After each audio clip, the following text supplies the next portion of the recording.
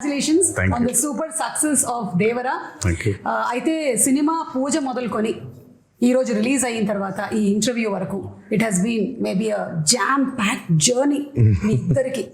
ఒక్కొక్క సినిమా ఒక్కొక్క జర్నీ ఒక్కొక్క ఎక్స్పీరియన్స్ ని మనకి ఇస్తూ ఉంటుంది అనమాట కొన్ని రోజులు వెనక్కి వెళ్ళి చూసుకున్నట్టయితే. సో అలాంటి ఒక జర్నీ నుంచి ఈ రోజు సక్సెస్ఫుల్లీ కూర్చున్నారు మీరు. But still we have some questions. మెయిన్గా దేవర కొడుకైనటువంటి వర ఎందుకు దేవరని అలా పొడి చేశాడు అని చెప్పేస్తారు మళ్ళీ కనీసం నువ్వు అడిగాని చెప్పేస్తారు మరి. మరి దేవరటు టికెట్లు కొంటారు, మేము కొంటాం. అలాగే తంగ పెళ్లి చేసుకుంటుందా లేదా చెప్పేస్తారు. ఈ కుంజరాని దేవరా కాదు కదా పెళ్లి, ఐ మీన్ కాదు కదా చంపింది. మరి హౌ చెప్పేస్తారు. సరే ఓకే, అన్ని తెలిసేసుకుందాం. ఇదైతే అడిగేస్తాను నేను. ఈ స్కెలిటన్స్ అక్కడ సముద్రం లోపల ఉన్నాయి కదా, అది పెట్టింది చంపింది అది ఎలా జరిగింది అసలు? స్కెలిటన్స్ వెళ్ళిపోయి సముద్రంలోకి అంతే, అలా ఈదుకుంటూ అలా వెళ్ళిపోయి. చాలా ఉన్నాయి క్వశ్చన్స్ కి ఆన్సర్స్ రావాలంటే దేవరా 2నే చూడాలి. ఓకే, సో అప్పటి వరకు వెయిట్ చేయాల్సిందే చచ్చినట్టు. మాకు ఈ మాత్రం దొరికినందుకు మాకు చాలా సంతోషంగా ఉంది. ఎందుకంటే ఎక్కడో కలవాలనుకున్నాము కానీ అక్కడ కలవడం కుదరలేదు. ఫైనల్లీ ఇక్కడ కలిసాము కాబట్టి చాలా సంతోషంగా ఉంది.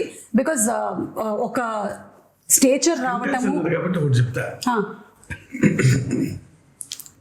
మీకు చాలా స్కెల్టన్స్ ఉన్నాయి, ఒక్క స్కెల్టన్ మాత్రం చాలా ఇంపార్టెంట్ వ్యక్తిది. అంతవరకే లీడ్ ఇచ్చాడు ఆయన, అంతే.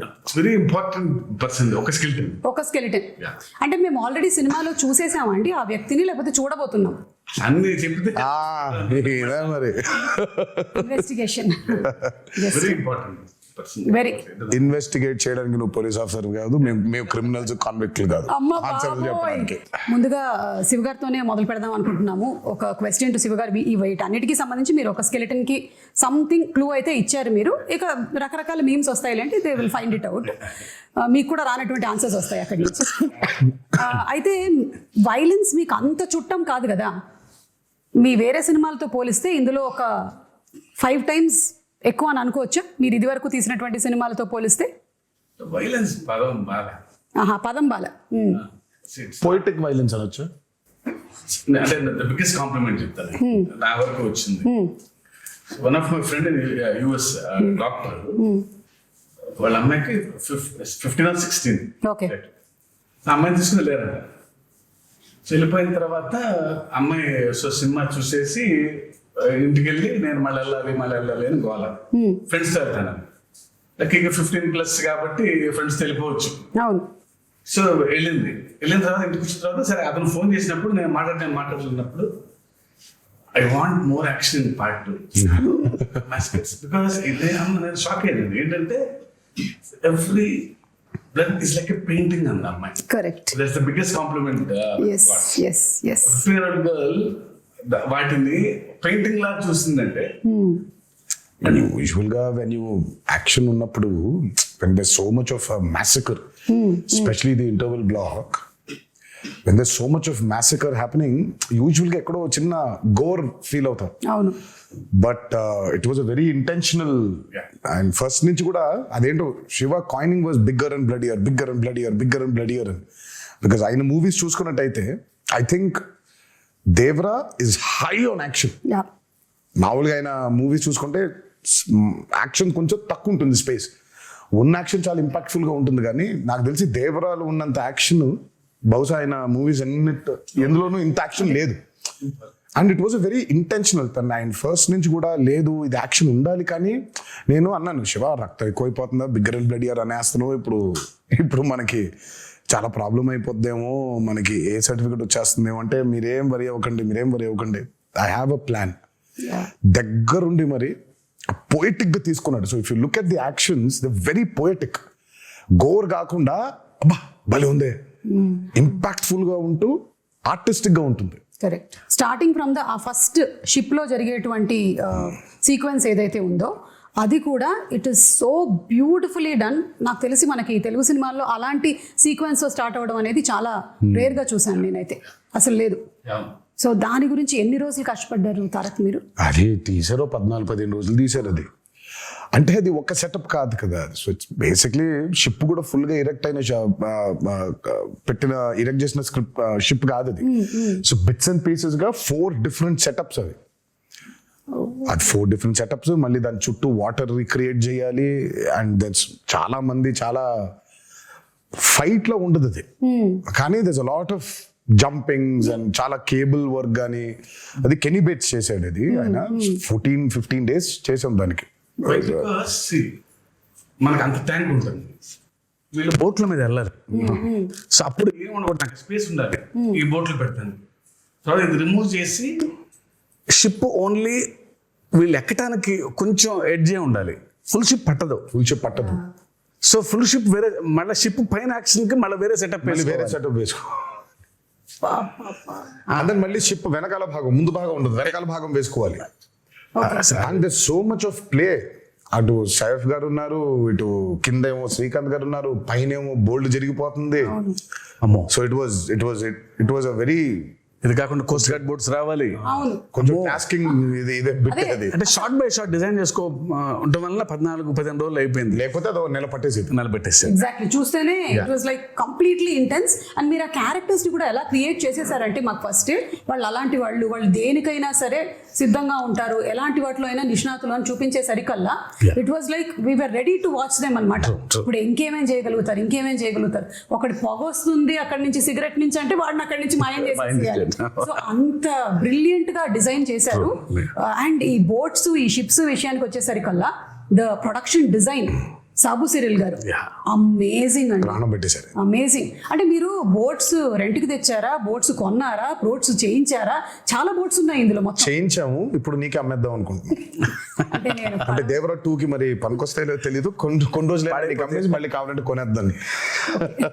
ఏమీ మాట్లాడలేదు నేను దీని గురించి, కానీ సాబు సిరిల్ గారు వాస్ ఫెనామినల్. నేను చెప్పాను చాలా సార్లు కూడా, ఆ బోట్స్ ఎంత కరెక్ట్ గా చేశాడంటే ఆయన ఒక మోటార్ ఒకటే లేదు దానికి.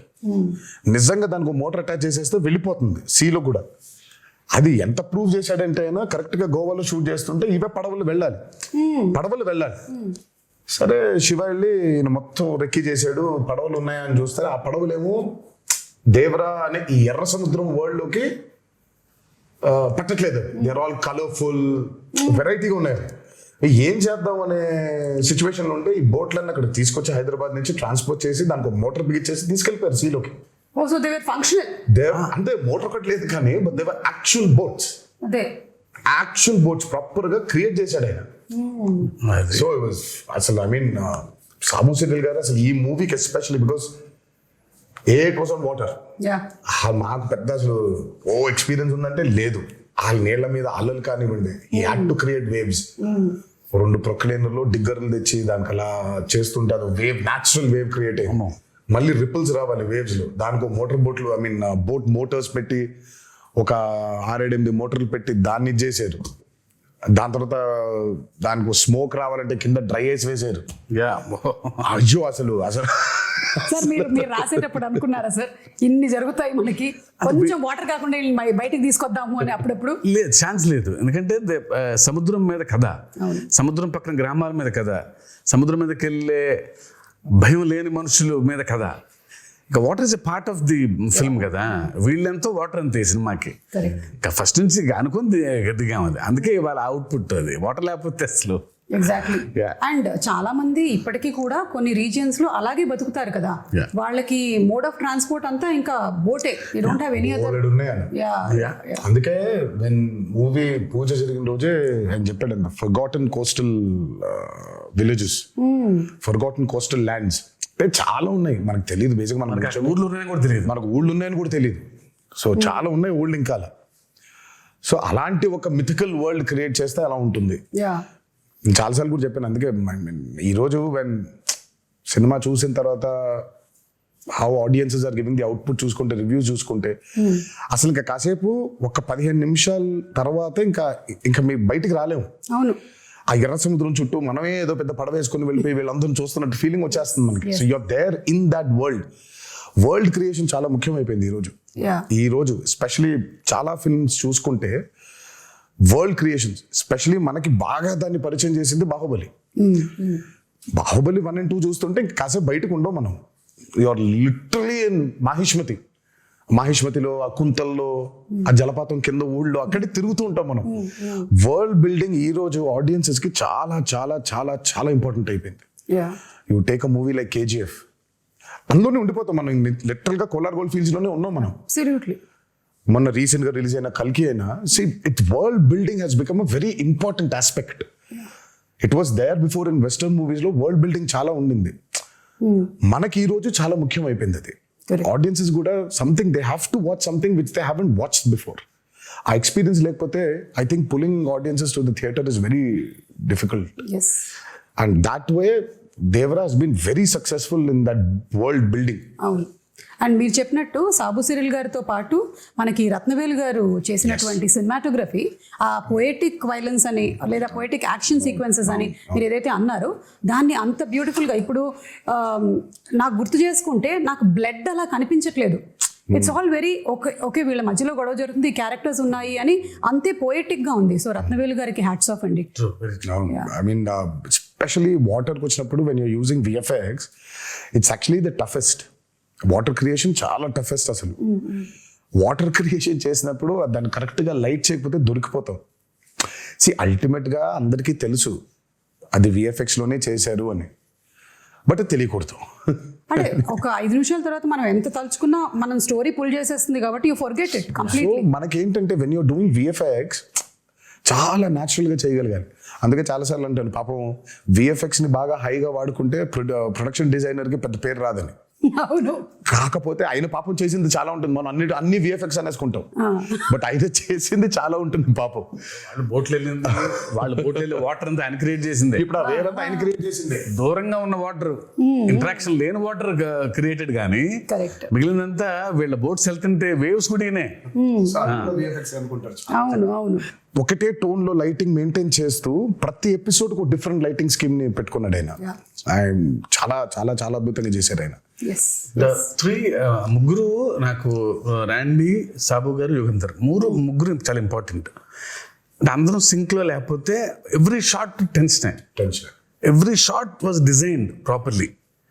సో మూన్ ఎక్కడ ఉండాలి, నేనే దొరికిపోయా, నేనే పిచ్చోళ్ళగా అసలు వద్దు మొత్తం మబ్బులు పెట్టేయమంటే పోయేది, నేను ఇక్కడ మూన్ కావాలి అని అనేవాడిని. సో ఇప్పుడు సోర్స్ ఆ లైట్ కరెక్ట్గా వేయాలి ఆయన, మూన్ లైట్. యా, అండ్ వాళ్ళ ముగ్గురు, Yugandhar till the last minute every shot అందరు ఎక్స్ట్రాడినరీ. ఆ టీం దొరకబట్టే ఇది ఇలా అయింది.